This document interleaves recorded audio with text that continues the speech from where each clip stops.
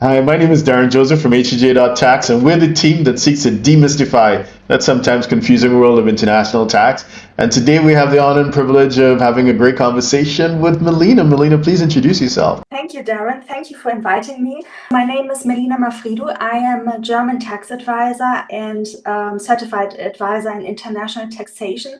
So I mainly advise clients who have cross-border issues, private individuals, but also companies, corporations, and so on. Always with the viewpoint of avoiding double taxation and, of course, to give the best structure for my client. And I'm thrilled that we talk today. Great. Staying on that topic of being an independent contractor versus incorporation, I know what makes Europe quite different from other jurisdictions like the US is the social charges tend to be quite higher relative to other jurisdictions, right?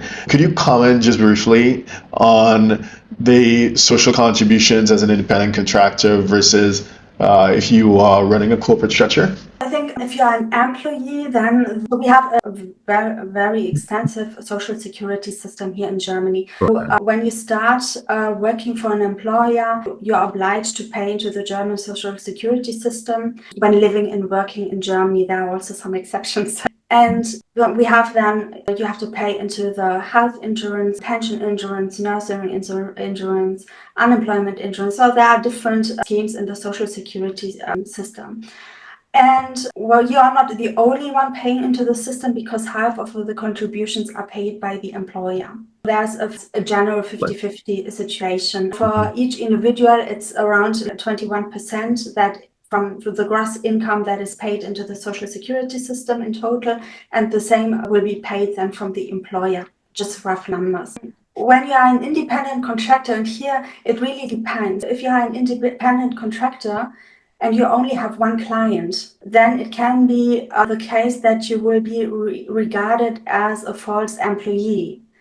That means that you are obliged to pay in the German social security system because it's a situation similar to an employment situation. You have just one client and the client says, okay, please do that, please do that, please do that. Then this is similar to an employment situation.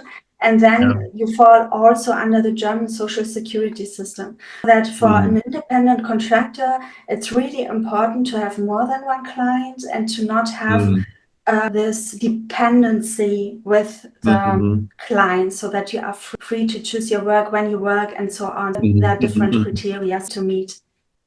But if you are a business owner having more clients, then of course you don't fall under this statutory social security system, and you need to take care of your own, having other insurance like unemployment insurance or health insurance and so on. You can choose what kind of insurance cover you would like to have. But yeah, this in this case, you don't pay then 21% of your gross income into the system. It sounds very simple, but especially with independent contractors, it can be quite difficult for the social security. The cases are not always clear. I'm also working with another colleague who is specialized in that because it can be really complicated. That is quite an important distinction, especially for someone who may be moving from the US to Germany. And in the US, the IRS is a bit more flexible in allowing people to be independent contractors, even though they may just have one client. But in Europe and in Germany in particular, it's clear that the rules are more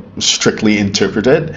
And to that end, is there a risk? You may be a false employee, but if you're an independent contractor to a foreign company and that's just your one client, does that create the risk of that foreign company having a permanent establishment in Germany as well? Potentially. That's the situation for the income tax side, and then there is the separate situation with the social security. Well, in this example, the employee would be regarded as employee, so that the company needs to file the payroll and pay the social security for the employee. And in your basic example, also with the payroll tax would need to pay for this client. Whether or not there's a permanent establishment depends really on where the employee is working. Is there a premise that the company has? And what kind of work is the person doing? When the person is in sales, it is more likely to have then a permanent establishment than someone being in the back office and working maybe from home or remotely from home. But there's maybe another thing which is maybe interesting to know. When someone is moving to Germany and working as an employee and you're paying into the system, you're paying also pension contributions into the system, but you are only entitled to get a pension at a later age if you paid into the system for 5 years. Right. If you just stay in Germany for 2 years, you are obliged to pay into the system, but you won't get a pension later. I think there is a possibility to get the contributions back, but it's not like the general procedure. But I think it's quite interesting because people should know, maybe sometimes it makes sense if the person comes to Germany to be an independent contractor to avoid the whole social security thing. But at the end of the day, if you are a false employee, you fall under the social security. But I think a law perspective, it's like a security thing for the people, because most people being an independent contractor are not thinking about their retirement and not planning ahead. And that's why there is this rule of being a false employee. It sounds strict, but there are also some maybe pros into the... Especially in the long term, definitely. Fantastic. Thank you. Melina, if anyone wants to get in touch with you, what's the best way to do so? You can find me at LinkedIn, but I think the best thing is to write me an email. I'm always in Zoom meetings and other meetings. Best to contact me via email. And I'm sure you will share my contact details so that everybody has my contacts. But I think that's the best way. Fantastic.